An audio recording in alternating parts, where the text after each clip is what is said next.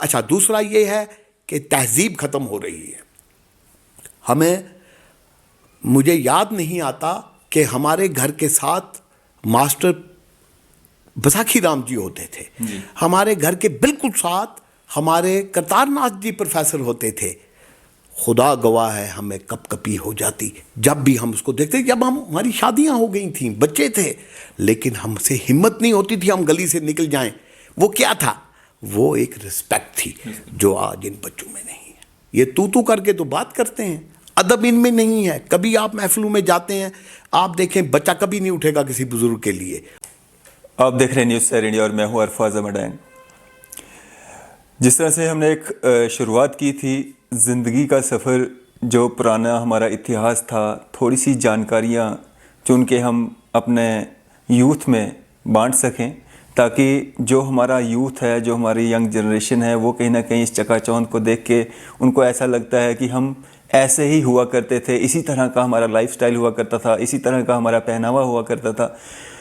جو ہمارا جو اتہاس تھا ہمارا, وہ ہمارے جو بزرگ ہیں, ہمارے بڑے ہیں, ہمارے مؤذن ہیں, ان سے بہتر ہمیں کوئی نہیں بتا سکتا ہے. اور اسی کڑی میں آج جن سے ہم آپ کو روبرو کروانے جا رہے ہیں, ان کا نام ہے محمد عثمان سلاریہ صاحب, جو کہ پیشے سے ایک ایڈوکیٹ ہیں.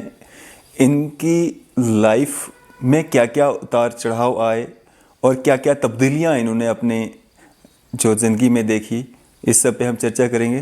سر سواگت ہے آپ کا نیوز سیر انڈیا میں. بہت شکریہ.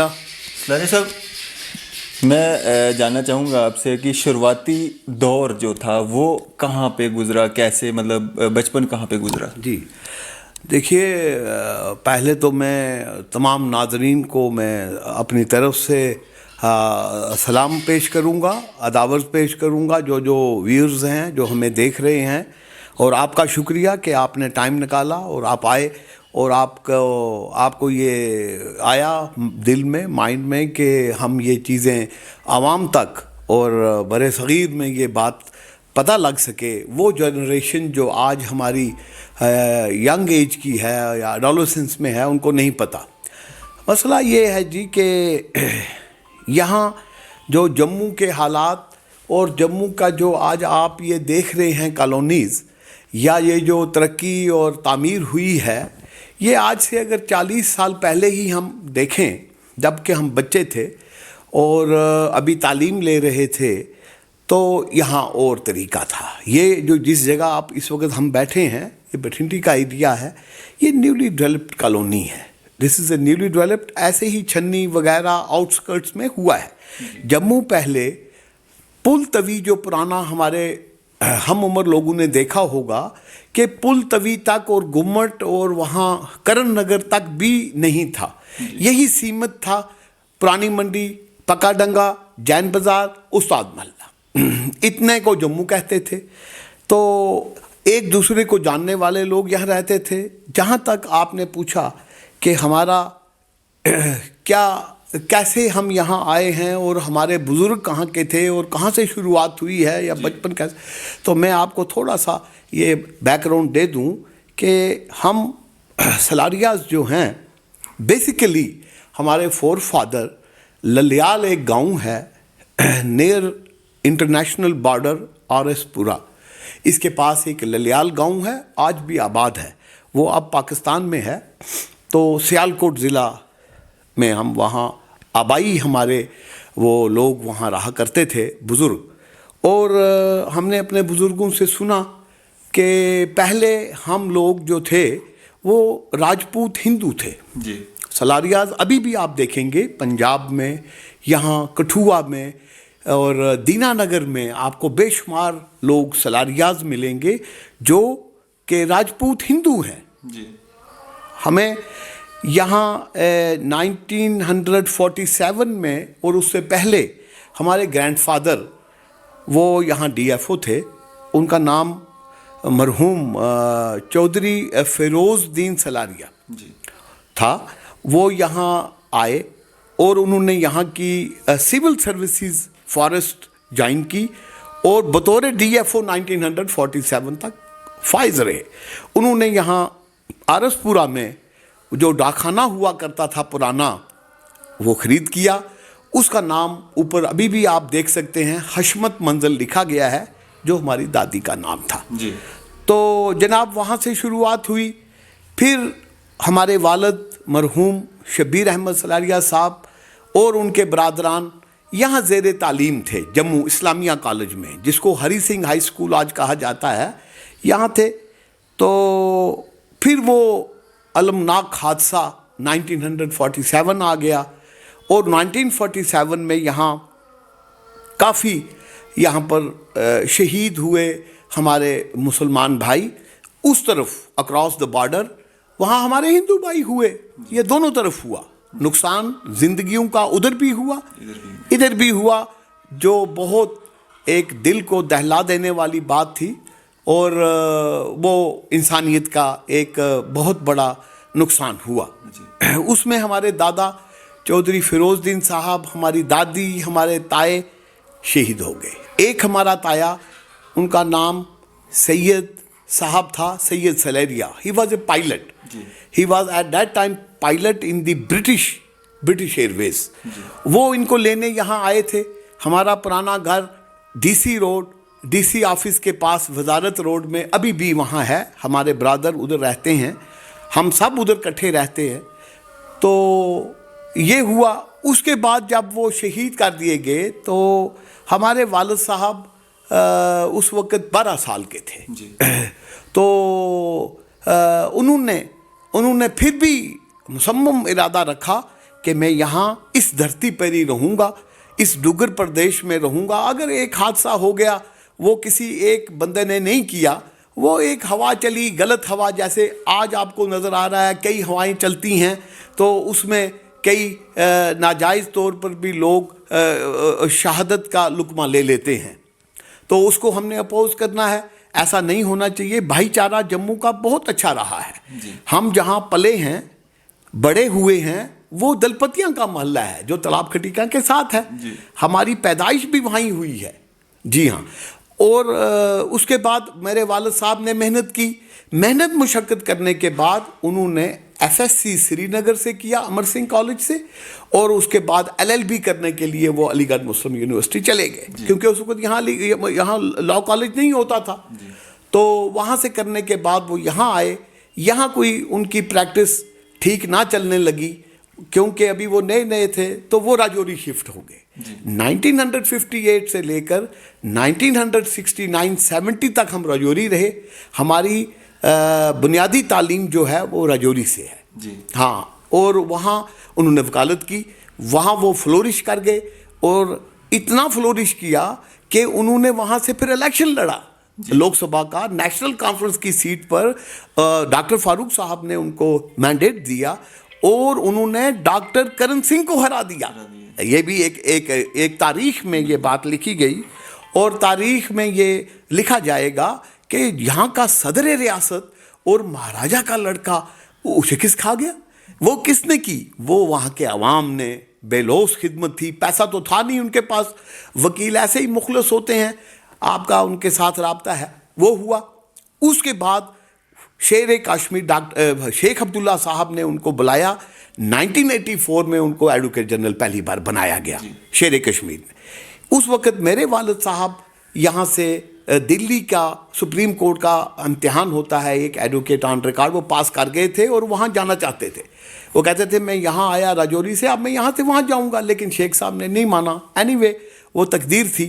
اس کے بعد وہ ایڈوکیٹ جنرل بنے.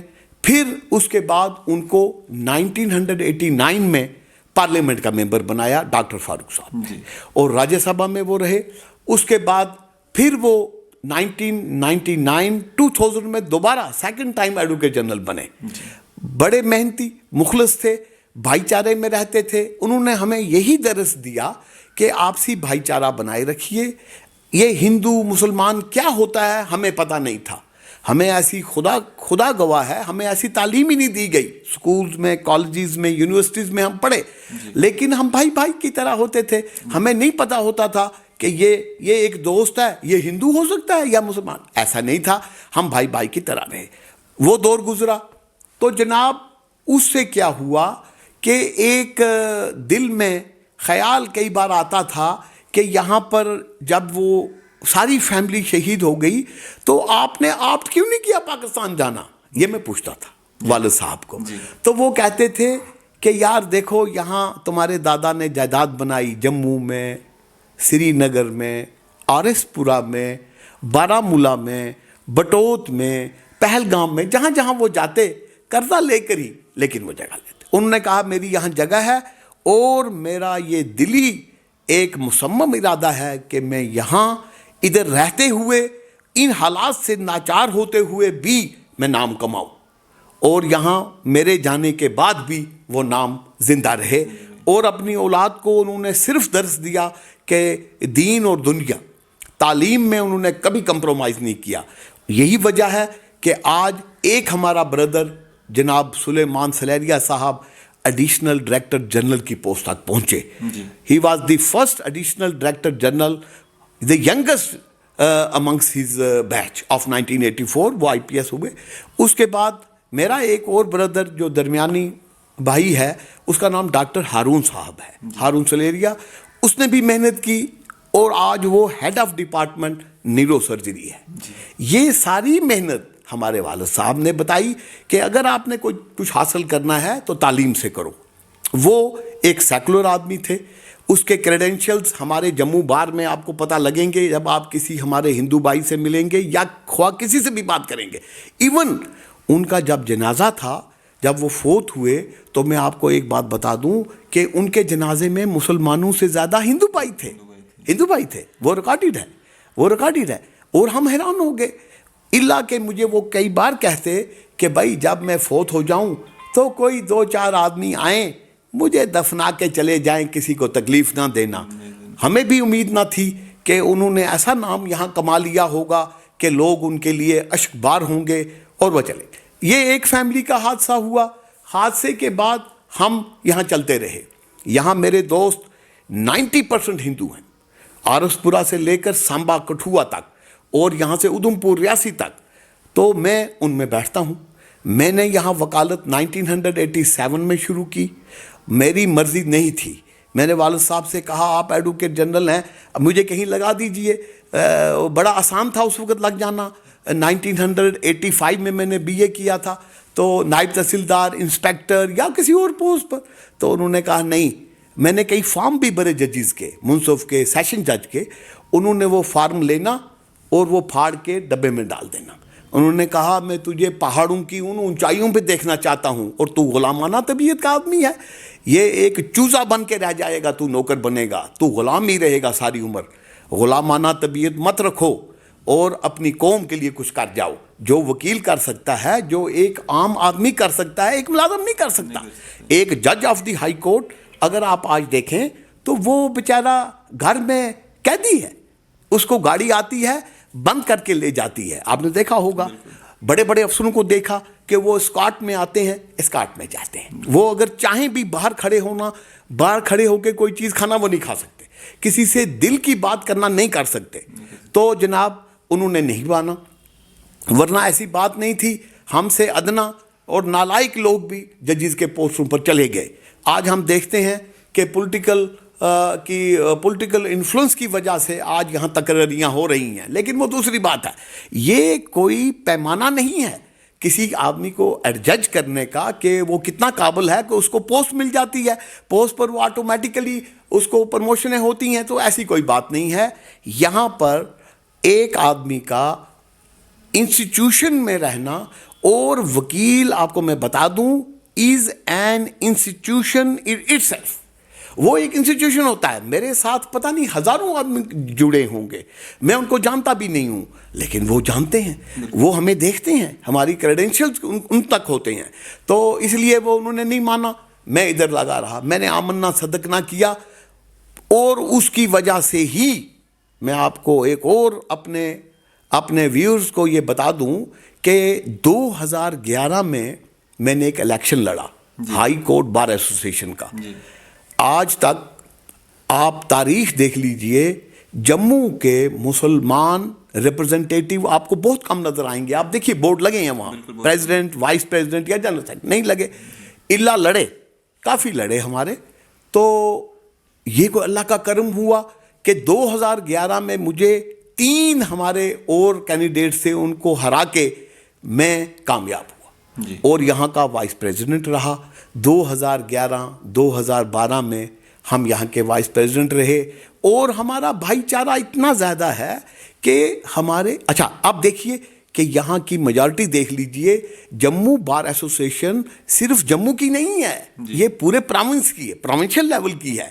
اس میں تمام طرح کے لوگ ہیں, زیادہ تر ہمارے ہندو بھائی ہیں, سکھ ہیں. انہوں نے ہی تو ووٹ دیے تو ہمیں جیتا. تو جناب اس لیے یہاں پر ابھی بھی سیکولر فیبرک موجود ہے. بے شک ان کو خراب کیا جاتا ہے, ان کو کسی اور راستے پہ بھٹکا دیا جاتا ہے, لیکن میرا اس مادھیم سے ان کو یہ میسج ہے کہ خدا را کسی غلط عنصر کے آپ ساتھ نہ جڑیں, نہ مسلمان جڑے نہ ہندو جڑے, صرف انسانیت پر رہیں. اور انسانیت اسلام تو کہتا ہی ہے جس نے ایک انسان کو مارا اس نے انسانیت کا قتل کیا. ہمارا اسلام یہ کبھی نہیں کہتا کہ آپ آپس میں لڑائی کریں یا کسی کو برا کہیں. آپ دیکھیے ہمارے ہندو بھائی زیادہ اچھے ہیں. حضور پاک صلی اللہ علیہ وسلم کی ایک حدیث مبارکہ ہے کہ آپ کے اہل جو مسلمان نہیں ہیں, جو ہندو بھائی ہیں یا جن کو آپ کہتے ہیں کہ یہ ایمان نہیں لاتے, ان میں سب خوبیاں ہیں, ان میں وہ سب خوبیاں ہیں جو مسلمان میں ہونی چاہیے تھی, سوائے اس کے کہ وہ اللہ کی عبادت نہیں کرتے اور وحدیت میں نہیں آتے. اتنا ہی فرق ہے. اور ایمان نہیں لاتے اور کلمہ نہیں پڑھتے. باقی آپ دیکھیے تجارت میں دیکھیے, ہم جا کے اپنے ہندو بھائیوں سے ہول سیل مال لیتے ہیں, ہم ان سے تجارت کرتے ہیں, وہ کھڑے ہیں. ہم نے دیکھا, میرا تجربہ ہے, میں اس وقت 58 کی ایج کا ہوں ماشاءاللہ, اور میں نے دیکھا کہ یہاں پر کوئی ایسی بات نہیں ہے. جب حالات خراب ہوتے مجھے ہندو بھائی فون کرتے کہ عثمان صاحب کوئی خطرہ ہے, ہم آ جاتے ہیں, آپ ہمارے پاس آ جائیے. میں نے کہا نہیں ایسی کوئی بات نہیں, اللہ تعالیٰ رحم کرے. تو جناب یہ دور گزرا, پھر یہاں حالات خراب بھی ہوتے رہے, لیکن یہاں کے لوگوں نے آپسی بھائی چارہ رکھا. اب کچھ فضا پھر خراب ہونے لگی ہے تو اس سے گھبراہٹ ہوتی ہے, ہمیں وہ رونا آتا ہے, اشک بار ہو جاتی ہیں آنکھیں کہ وہ امن کہاں گیا جو جموں ڈگر پردیش کا ہم نعرہ لگاتے تھے اور ساتھ ساتھ کندھے سے کندھا ملا کر چلتے تھے, وہ کہاں چلا گیا. میں ادھر bar association high court Jammu میں اپنے ہندو بھائیوں کے ساتھ چلا, اس میں مسٹر سلاتھیا میرا پریزیڈنٹ تھا, ہم شانہ بشانہ چلتے تھے. ہم نے ایجیٹیشن میں خدا گواہ ہے کبھی نہیں دیکھا, اللہ گواہ ہے, ہم کٹھے کھانا کھاتے. جب ٹفن کھلتا ہوا آتے سلاریا صاحب آئی جاؤ بیٹھ جاؤ, اے لو پھلکائی کہ تس لو, پہلے تس لو پھر میں کھانا. یہ یہاں کی پرمپرا تھی. ہاں جی, تو میرا یہ آپ سے یہی ہے کہ یہاں کے حالات میں نے بتائے کہ شروعات میں کیسے تھے. کچھ لوگ یہاں سے پھر مائیگریٹ ہو گئے 1947 میں, پاکستان کو 65 میں چلے گئے. تو لیکن کچھ لوگوں نے یہاں ہی رہنا پسند کیا. انہوں نے کہا ٹھیک ہے اگر ہماری آدھی فیملی میسیکر ہو گئی یا کوئی خرابی کا نتیجہ ہو گئی, لیکن ہم یہاں رہیں گے. تو اس لیے میری گزارش ہے اپنے بھائیوں سے جو میجارٹی میں ہیں یا وہ جو پارٹیاں اس وقت برسر اقتدار ہیں, ان کو کہ وہ ان کا تحفظ کریں. ان کا اولین فرض ہے کہ ان کا تحفظ کریں, منارٹی کا. جہاں جہاں منارٹی ہے تو ان کو کوئی ایسا شکایت کا موقع نہیں ملنا چاہیے. ہم لوگ امن پسند لوگ ہیں یہاں. آپ دیکھیے کوئی ایسا شر پسند آدمی نہیں ہے, تو ان کو بھی چاہیے کہ یہ ملم لگائیں اور آپسی بھائی چارہ بنائے رکھیں. ایون ہمارے بزرگ جو تھے وہ یہی کہتے تھے کہ آپسی بھائی چارہ بنائے رکھیے. اور کوئی سوال جناب نے اگر؟ سلر صاحب کتنی تبدیلیاں آپ دیکھ رہے ہیں تب کے وقت میں اور آج کے وقت میں, چاہے ہم سڑکوں کی بات کریں, چاہے ہم بلڈنگز کی بات کریں, چاہے ہم آپسی جو ایک رشتہ ہوا کرتا تھا اس کی بات کریں, کتنی تبدیلیاں دیکھتے ہیں. اور کبھی آپ کو لگتا ہے کہ افسوس ہوتا ہے کہ کسی بات کو لے کے کہ یہ چیز تب نہیں تھی اب ہو رہی ہے, ایسا نہیں ہونا چاہیے؟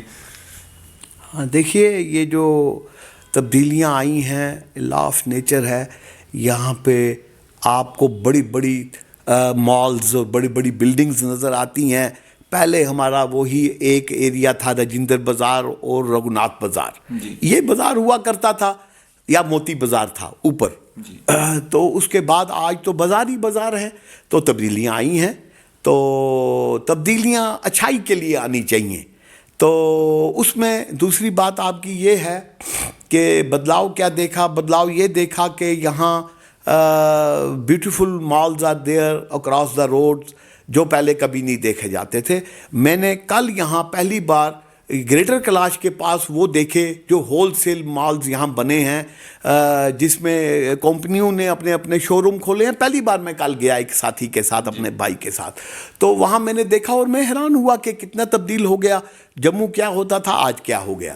ایک بات. نمبر دو، آپ نے یہ پوچھا ہے کہ آپسی تعلقات میں کیا کوئی فرق نظر آتا ہے. اس میں آپ کو وضاحت سے کہوں گا کہ وہ پیار کہیں کھو گیا ہے. جو پیار میرا اور میرے بھائی کا، میرے ہمسائے کا ہوتا تھا، وہ آج بدل گیا ہے. یہ افسوسناک بات ہے. ایسا نہیں ہونا چاہیے. اس میں پیس لوننگ لوگوں کو چاہیے کہ وہ محلہ کمیٹیاں بنائیں. زیادہ بھاشن کرنے سے نہیں ہوتا. اپنے محلے میں تو اکٹھے ہو جاؤ. آج میں آپ کو وثوق سے کہتا ہوں اور چیلنج کرتا ہوں کہ کسی بھی محلہ میں کوئی کمیٹی نہیں ہوتی جو اکٹھے ایک مہینے میں ایک بار بھی ملتی ہو. آپ جا کے اس کو دیکھ لیجئے. Put it to you see better example آپ دیکھیے، اور اس کو آپ دیکھیں گے کہ کسی بھی جگہ آج آپسی تعلقات بڑے کم ہو گئے ہیں. خون سفید ہو رہا ہے اور آپسی بھائی آپس میں نہیں ملتے ہیں. خواہ وہ ہمارے ہمسائے پہلے ملتے تھے، ہم اکٹھے گیٹ ٹوگیدر میں بیٹھتے تھے. اب کی جو ہوا چلی ہے کچھ ایسی اب کے چلی ہے ہوا تیرے شہر میں، اپنے بھی ہو گئے ہیں جدا تیرے شہر میں. ایسا دیکھنے میں آ رہا ہے. سکول لائف میں ایسا ہم نے نہیں دیکھا. میں رنبیر سکول میں پڑھا ہوں، میں ایم کالج میں پڑھا ہوں، میں جامعہ یونیورسٹی میں پڑھا ہوں. یہیں سے بڑے بڑے اسٹالوارٹ نکلے ہیں جو منسٹر، کیبنٹ منسٹر، ججز آف دی ہائی کورٹ اور ایم ایل ایز ہوئے. ہم سب کٹھے ایک ہی ڈیسک پر بیٹھتے تھے. لیکن آج مجھے بڑے افسوس سے یہ کہنا پڑتا ہے کہ اس میں بہت بہت کمی آ گئی ہے. اب وہ آنکھیں کچھ بدل گئی ہیں، وہ پیار بدل گیا ہے. اس کو امپروو کرنے کی ضرورت ہے. سر آپ ایک کتاب میں سے کچھ دکھانا چاہتے تھے ہمیں.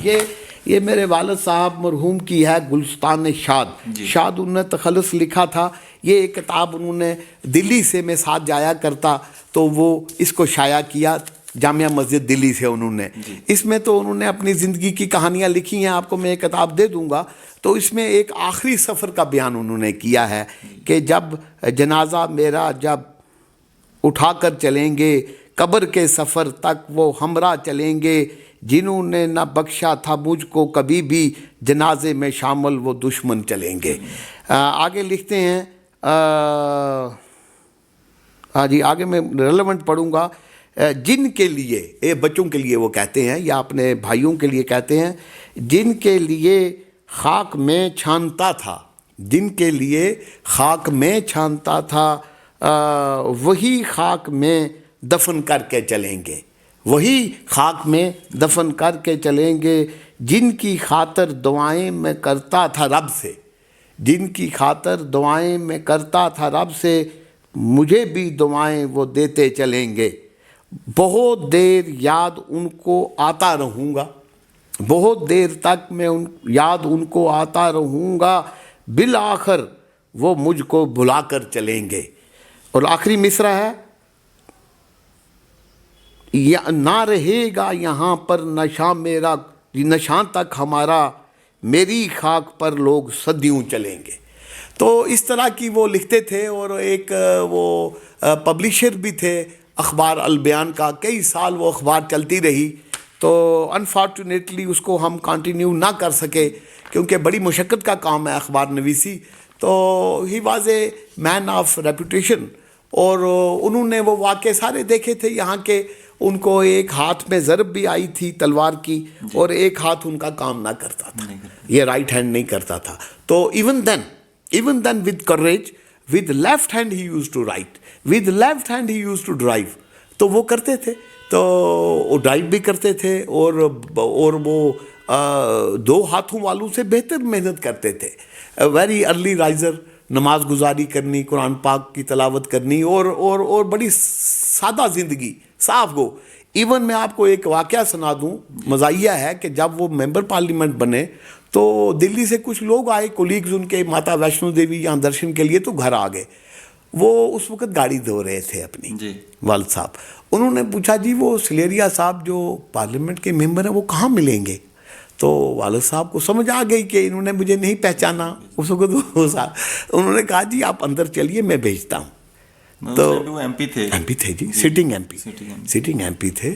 تو اس کے تھوڑی دیر بعد وہ اندر آئے. میں نے وہ سن لیا کیونکہ اوپر میرا کمرہ تھا. تو میں نے کہا ان کو, میں نے کہا جی کیا ہو گیا؟ میں جو دھوتا تھا آپ نے 10 منٹ انتظار کرنا تھا. انہوں نے کہا نہیں میں کسی کو نہیں کہتا. پھر وہ کپڑے بدل کے وہاں گئے اور ان سے ملے. تو وہ شرمندہ ہو گئے, ان کو پتہ لگ گیا کہ یہی تھے. تو انہوں نے کہا وی آر سوری. انہوں نے کہا نہیں کوئی ایسی بات نہیں, یہ تو گھر کا کام تھا میں کر رہا تھا, آپ نے نہیں پہچانا, کوئی ایسی بات نہیں. میں وہ ایم پی نہیں ہوں جو لیوشلی اور وہ گارد وارد کے ساتھ چل رہا ہے. سادگی سے وہ وقت گزارا اور سادگی سے ہی چلے گئے اور بڑے باغیرت. ہاں ایون آج ڈاکٹر فاروق صاحب جب بھی ہمیں ملتے ہیں یہاں آتے ہیں تو وہ کہتے ہیں بھائی سلیریا صاحب تمہارے والد نے کبھی مجھ سے کچھ نہیں مانگا باخدا. ہاں جی, کبھی نہیں مانگا اور کبھی کسی کے لیے ڈیمانڈ نہیں کی. ہاں ایون میں ان کو کہا کرتا تھا کہ آپ یونین آف انڈیا دلی سے مجھے اسٹینڈنگ کونسل بنائیے یونین آف انڈیا کا. تو انہوں نے کہا ہاں کوئی مشکل نہیں ہے. وہاں بھردواج صاحب اس وقت law minister union of India کے تھے کانگریس کے. انہوں نے کہا باہر جاؤ شہیدی چوک میں وہ بیٹھا ہے کمہار سے ایک وہ مٹی کا برتن لے آؤ. مجھے سمجھ نہیں آئی, میں نیا وکیل تھا 89-90. میں نے وہ لایا. اس نے کہا ہاں میرے بیگ میں رکھ دو. میں نے کہا جی یہ کیا کرنا ہے؟ اس نے کہا کہنے لگے کہ یہ جو مٹی کا ٹھوٹھا جس کو کہتے ہیں برتن کولا, یہ لے کے میں بھردواج کے پاس جاؤں گا اور کہوں گا میرا لڑکا باہمت ہے, جوان ہے, لیکن وہ کہتا ہے میں نے سرکاری نوکری کرنی ہے, اس کو یہ بیخ دے دو. وہ اس میں بیخ ڈالے گا, تم کو لگا دے گا standing council union of India, اور میں لے آؤں گا. کیا چاہتے ہو باپ تمہارا بیخ مانگے؟ میں نے کہا نہیں. میں نے وہ برتن ہی توڑ دیا. اور اس طرح کی ہمیں پرورش ملی. انہوں نے کہا باغیرت رہنا چاہیے, اور یہ نہیں ہے سائیکو فینسی سے آدمی نہیں کرتا, اللہ تعالیٰ سے مانگنا چاہیے, وہی رزق رساں ہے. یہ دنیا کیا دے سکتی ہے کسی کو؟ کوئی بادشاہ بھی ہو کیا دے گا؟ وہ خود بھکاری ہے اللہ کے دربار میں. یہ آدمی کے اندر جب ایمان آ جاتا ہے تو اس کو انلائٹنمنٹ اللہ سے ملتی ہے. اس کے دشمن بھی جھک جاتے ہیں, پیچھے ہو جاتے ہیں. تو یہ ہے آدمی کو بڑی صدق دلی سے, ہمت سے اور صداقت سے کام لینا چاہیے. تو عثمان صاحب کیا ایک میسیج رہے گا آپ کا ہماری آج کی ینگ جنریشن کے لیے؟ ہاں ینگ جنریشن کے لیے مجھے ایک بڑی افسوسناک یہ ہے کہ وہ ایک تو مسجد میں, مندر میں, گردواروں میں نہیں جاتے. آپ دیکھ لیجئے, میں اب بڑھاپے میں تو جاتا ہوں, ہمیں مار پڑتی تھی, ہم بچپن میں بھی نہیں رہ سکتے تھے, صبح فجر کو باجماعت پڑھتے تھے. آج میں ادھر مکہ مسجد بہت بڑی ہماری بنی ہے, اللہ اس کو آباد رکھے. میں دیکھتا ہوں کہ 2 صفیں ہوتی ہیں, ان صفوں میں 15 سال سے 25 سال کا جوان نظر نہیں آتا. نظر کون آتا ہے؟ یہ سفید ریش والے. یہ کیا ہے؟ یہی ہماری تباہی ہے, کیونکہ یہ بچے ہی کل کے یہاں کے سپہ سالار ہیں. یہ دیش ہے تمہارا, نیتا تم ہی ہو کل کے. ہم یہ گاتے تھے بچپن میں کہ یہ دیش ہے تمہارا, نیتا تم ہی ہو کل کے. یہ کیا خاک نیتا گری کریں گے جو ڈرگز میں کھا رہے ہیں, جو یہاں پر رات کے 2-2 بجے تک میں دیکھتا ہوں اس پر موبائل پر ان کا last scene 2 AM. What will happen to our community? یہ کیا خاک, ان کو یہ پتہ نہیں ہوتا باہر کیا ہو گیا ہے, کون مر گیا ہے. ان کی کوئی سوشل لائف نہیں رہی ہے. یہ صرف میموز, صرف نوڈلز اور اس پر زندہ ہیں. اور ان کا جسمانی آپ دیکھیے, ان کی گردنیں دیکھیے, یہ مرغے سے کم ہو گئی ہیں. یہ کیا وجہ ہے؟ ان کو میڈیا کے, یہ جو سوشل میڈیا نے تباہ کر دیا ہے. اور مجھے نظر آ رہا ہے کہ اگلے کچھ سالوں میں آپ دیکھیں گے کہ ایک آدمی جو ہماری عمر کے ہیں وہ پھر بھی باہمت ہوں گے. یہ بچے کچھ نہیں ہیں, نہ یہ نماز گزاری میں ہیں, نہ ہی تعلیم میں خاص ہیں. تو یہ بڑی ڈیگریڈیشن آ رہی ہے, یہ غلط راستے پر ڈیویٹ ہو رہے ہیں. ہم نے یہ موبائل انگریزوں سے لیا, ان سالوں نے اس موبائل کو اپنے لیے تو ترقی کا کارن بنا دیا, ہمیں ترقی ہو گئی. وہ جب اپنے بزنس سینٹر میں جاتا ہے کام پہ, اس کو بند کر دیتا ہے لاکر میں. It is locked in the locker for 3-5 years, for 5 hours وہ نہیں دیکھ سکتا اس کو. ہیں جی. تو ہمارے میں کیا ہے, اسکوٹر میں آپ دیکھتے ہیں روز ایکسیڈنٹ آپ کوریج دیتے ہیں. یہ ایکسیڈنٹ کیوں ہو رہے ہیں؟ اسی سے ہو رہے ہیں, ہیں جی. تو میرا میسج یہ ہے جوان بچوں کو کہ خدا کے راستے پہ کھڑے ہو جاؤ, محنت کرو. Early to bed and early to rise makes a man healthy wealthy and wise. لیکن اچھا آپ دیکھیں ان کا آئی کیو ختم ہو رہا ہے. ہم تو حافظہ اگر ہمارا جاتا تھا تو 60 کے بعد جاتا تھا. تو آج آپ کسی بچے کو کہیں آدھا پاؤ گھی دیسی پی کے دکھائے ذرا مجھے, نہیں پی سکتا. وہ ان کو معدے بھی ختم ہو گئے ہیں, برین بھی ہو گیا ہے, صرف وہ ایک کمپیوٹر بن کے رہ گئے ہیں. میرا میسج یہ ہے جوان بچوں کو, میری دعا ہے کہ یہ موبائل کے ٹاور جہاں فائدہ دے رہے ہیں نقصان زیادہ ہو رہا ہے ان بچوں کو کہ وہ. اچھا دوسرا یہ ہے کہ تہذیب ختم ہو رہی ہے. مجھے یاد نہیں آتا کہ ہمارے گھر کے ساتھ ماسٹر بساکھی رام جی ہوتے تھے, ہمارے گھر کے بالکل ساتھ ہمارے کرتار ناتھ جی پروفیسر ہوتے تھے. خدا گواہ ہے ہمیں کپ کپی ہو جاتی جب بھی ہم اس کو دیکھتے. جب ہماری شادیاں ہو گئی تھیں, بچے تھے, لیکن ہم سے ہمت نہیں ہوتی تھی ہم گلی سے نکل جائیں. وہ کیا تھا؟ وہ ایک رسپیکٹ تھی جو آج ان بچوں میں نہیں ہے. یہ تو کر کے تو بات کرتے ہیں, ادب ان میں نہیں ہے. کبھی آپ محفلوں میں جاتے ہیں, آپ دیکھیں بچہ کبھی نہیں اٹھے گا کسی بزرگ کے لیے. کورٹ میں ہو گیا ہے, ہمارے ہائی کورٹ میں دیکھیے, وہاں پر ہم بڑے پریشان ہوتے ہیں کہ ہم دیکھتے ہیں بزرگ لوگ کھڑے ہیں اور بچے بیٹھ کے ہیں. یہ کیا ہے؟ یہ نان سینس ہے. یہ ان کو تربیت نہیں دی گئی, ماں باپ کو یہ بالکل نہیں مانتے. جو ٹیچر آئے ہیں وہ بھی کہتے ہیں بلا مارو جی, ہمیں اپنی تنخواہ لینی ہے, ان سے کون منہ لگائے. تو میرا بچوں سے یہ ہے کہ بیٹا اگر آپ آج رسپیکٹ نہیں کریں گے بڑوں کی, تمہاری کون کرے گا؟ اور مجھے نہیں لگتا یہ 60-70 سال تک پہنچ پائیں گے. یہ 40 سال میں ختم ہو رہے ہیں. آپ دیکھ رہے ہیں, یہ بڑی افسوسناک بات ہے. بالکل. ان کا ذہنیت دیکھیے, آنکھیں دیکھیے, یہ کیا ہو گیا ہے. دانت دیکھیے ختم ہو گئے ہیں. یہی کہ یہ غلط کاموں میں لگے ہیں. آپ کو زیادہ پتہ ہے مجھ سے. تو یہ افسوسناک بات ہے. میرا یہی ہے, دعا بھی ہے اللہ سے کہ ان کو راہ راست پہ, کیونکہ یہی تو معمار ہیں ہمارے کل کے. اگر یہ کمزور ہوں گے, ہماری فاؤنڈیشن کمزور ہے. ہم تو جانے والوں میں سے ہیں, ہم قبر کے دہانے پر ہیں. 60 سال سے اوپر جو ہوتا ہے وہ قبر کے دہانے پر, لیز آف لائف ملے نہ ملے. تو ان بچوں کو ہمیں گائیڈ کرنا ہے, ان کو راستے پر لانا ہے. چلیں سر, شکریہ ہمارے سے بات چیت کرنے کے لیے, اپنا قیمتی سمے دینے کے لیے. یہ تھے ہمارے سے محمد عثمان اسلاریہ صاحب, جو کہ پیشے سے ایک ایڈوکیٹ ہیں, اور پرانی زندگی کا سفر جو ہے اس کی ایک جو ہم نے شروعات کی تھی اس کی ایک کڑی تھے ہمارے ساتھ, اور کافی اچھی اچھی جانکاریاں انہوں نے دی, اور یوتھ کو لے کے کافی اچھا میسیج انہوں نے دیا. اور اسی طرح کی اپڈیٹس دیکھنے کے لیے آپ دیکھتے رہیے نیوز سحر انڈیا. میں عرفات زماں ڈینگ, کیمرہ مین شاہ نواز کے ساتھ.